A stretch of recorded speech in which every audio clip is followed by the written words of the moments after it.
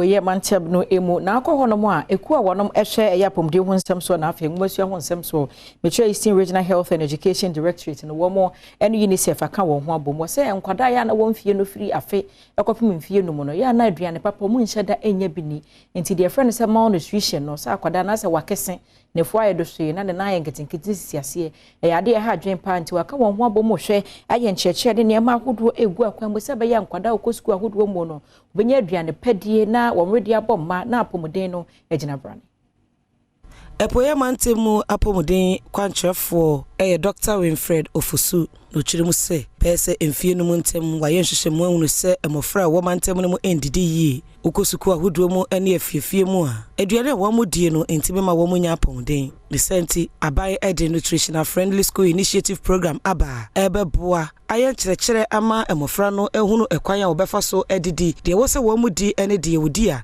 ebetibia ma wo mu apomuden the senti wahyase wo mantem no mu a wo ko basic schools oha ene aduasemu wo mansiri aduenu ensiemu na wone emofra atwetwe enkomo.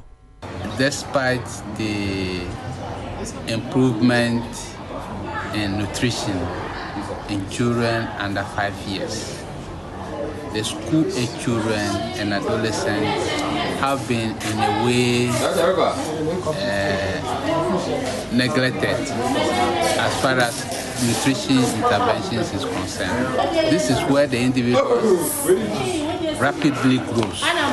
And so they need adequate and proper nutrition. Nanusi Yepe and head of inspectorate Ghana Education Service Poyamantemu Eric Sikache and so editor just say impending for the Cheshayegu Aquamu as Edmedia or dear bay or GDE say Ebeboa or Manfo.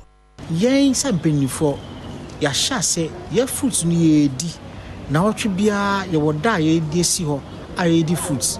Me say one better so. Na ye DB. Nano, Beshe Nijekwa. Ye dia schools no. Ama schools na ya initial ones I did omodi program no so. There's one day and at that could be one now trinuma. Ya catch on, ya show said sada na die.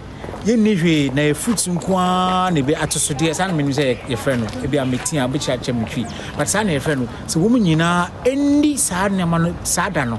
Nti eno ni anamo a edika yetu